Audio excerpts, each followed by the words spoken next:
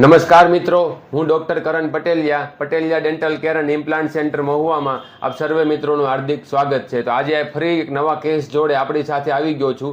તો આપણે આજથી 12 દિવસ પહેલાં શાયદ દર્દીની ડાપણ દાઢ કાઢી હતી.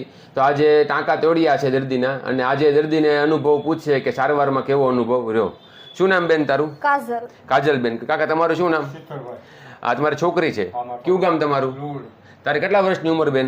20 વર્ષની. બેન આજે આપણે 12 દિવસ પહેલા આજથી તારી ડાપણ દાઢ કાઢી હતી. તને ડાપણ દાઢ કાઢ્યા પહેલા બેન કેવી તકલીફ હતી? બહુ જ તકલીફ થતી, ખાવા પીવામાં બધી રીતે. ખાવા પીવામાં બહુ તકલીફ થતી, જમાતો નહીં, દુખાવો બહુ હતો. અને આજે 12 દિવસ પહેલા તારી ડાપણ દાઢ નીચેની હાડકામાં ફસાયેલી હતી. આપણે ચેકો મૂકી અને હાડકું ઘસી અને દાઢ કાઢી નાખી. 2 કે 3 ટાંકા લીધા હતા. અને આજે બેન 12 દિવસ થઈ ગયા, ટાંકા તોડ્યા. બેન તારે કેવો અનુભવ રહ્યો બેન? પેલા કરતા લાટ. કઢાવ્યા પછી 3-4 દિવસ બેન સોજા જેવું આવ્યું હતું. અને 2-4 દિવસ જેમ દુખાવામાં તકલીફ અને ખાવામાં તકલીફ પડી હતી. પણ એ બેન 5 દિવસ વયા ગયા પછી બેન આજે 12 દિવસ થઈ ગયા, કોઈ પણ જાતની કઈ તકલીફ તને નહીં. તો ડાપણ દાઢ કઢાવી નખાય કે રહેવા દેવાય બેન?